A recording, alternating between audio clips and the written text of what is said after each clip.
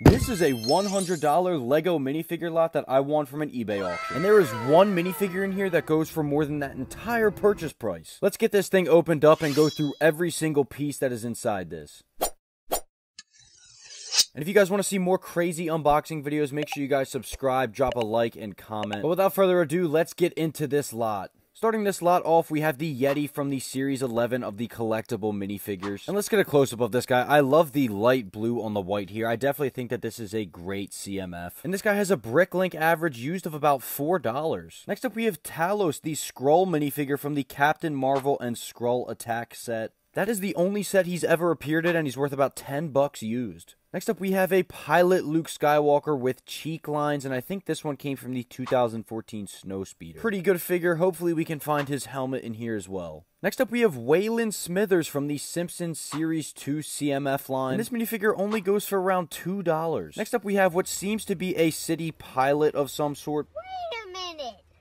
Who are you? It is actually the torso from Red Skull. Next up in the lot is Outrider with extended claws from the Captain America Outrider attack set. And although this minifigure is very intricate, it's only worth about $2 surprisingly. Hopefully we start to find some more value in here because we're only at about $24 worth. Next up we have the Toy Army Man Medic from the Toy Story Army Men on Patrol set. And you know, I really like this. I think it adds a lot of value to this lot. Oh, shut up. Yeah, he's only worth about $5. Our next minifigure takes us all the way back to 2011. We have the Flying Mummy from the Pharaoh's Quest line. And this minifigure is just so cool. We gotta get a close-up. Those wing accessories are just insane. I actually had to turn this one around manually because it was smacking the back of my display here. This might be the largest Lego minifigure neck accessory piece. What do you guys think? Is there a bigger one? Let me know down below. And while this minifigure is super cool with great accessories, he only goes for about $4, appearing in 3 sets from the Pharaoh's Quest line. But yeah, buddy, get a move on. I gotta get some more value out of this lot, so we'll see you later. Next up, we have parts for the blue Ninja Shogun here. We have his torso and legs, and he must have lost that hand in combat. Samurai warrior. And that doesn't surprise me. This guy's definitely a poser because this minifigure should have the armor piece, a nice helmet, and a different face print. Next up, we have parts for the Crate minifigure from the Anaconda from Ninjago, and this minifigure could not be cheaper. Comes in 3 books and 2 sets. Next up, we have an Atlantean guard from the Battle of Atlantis set that came out in 2017. And there's a very cool helmet piece that goes along with this, but sadly it's not in this lot. Next up, we have a minifigure from Lord of the Rings. We have parts to the Rohan Soldier. This minifigure only ever appeared in the Uruk-hai Army set from 2012. And when he's fully complete, he goes for about $25, so these parts actually sell for a good amount. Moving on, we have an OG Tusken Raider minifigure. And, yeah, he's got some red markings there on him. I think Anakin might have gotten to him and the women and the children, too. He only ever appeared in the Tusken Raider Encounter set and goes for about $4. Next up, we have an Iron Man minifigure, and he's missing the front of the helmet there. I think I have an extra one lying around somewhere, so it should be fine. But, yeah, Tony Stark definitely looks a little different here.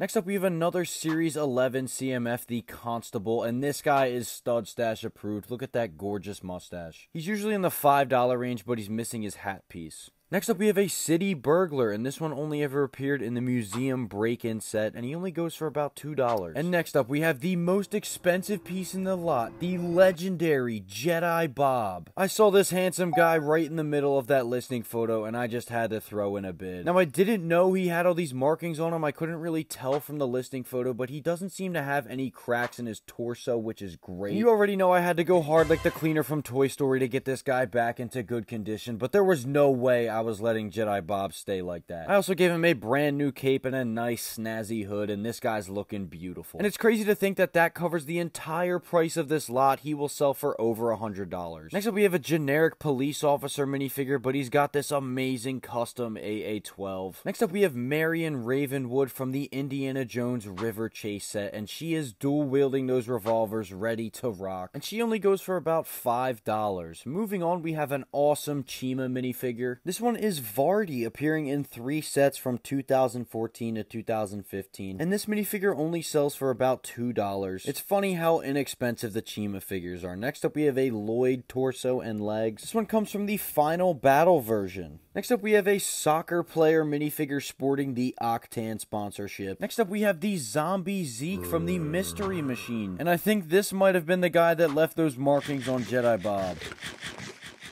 Next up we have the torso for the Ninja Robber minifigure. This minifigure appeared in several sets in the years 1988 and 1999. Next up we have a Lab Doctor minifigure, and I'm not sure if this is a complete figure or not, but he's got some snazzy accessories.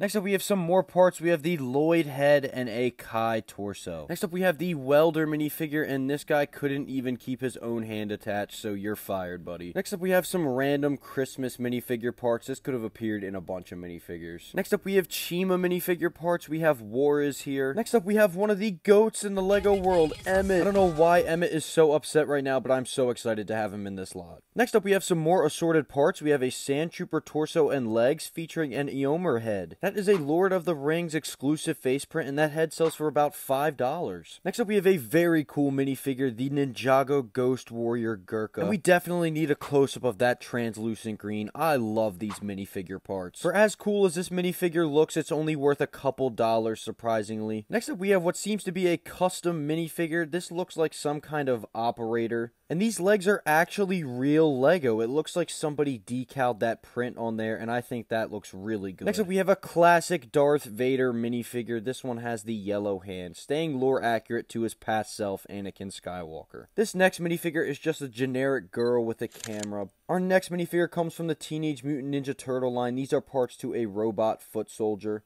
Next up, we have a female police officer minifigure. Next up, we have a Robo SWAT minifigure, and this is so sick. Look at that custom rifle that he's holding. He's got the night vision goggles on. This minifigure looks so cool. Our next minifigure looked to be a Lando head at first glance, but at a closer look, we see that this is fake Lego.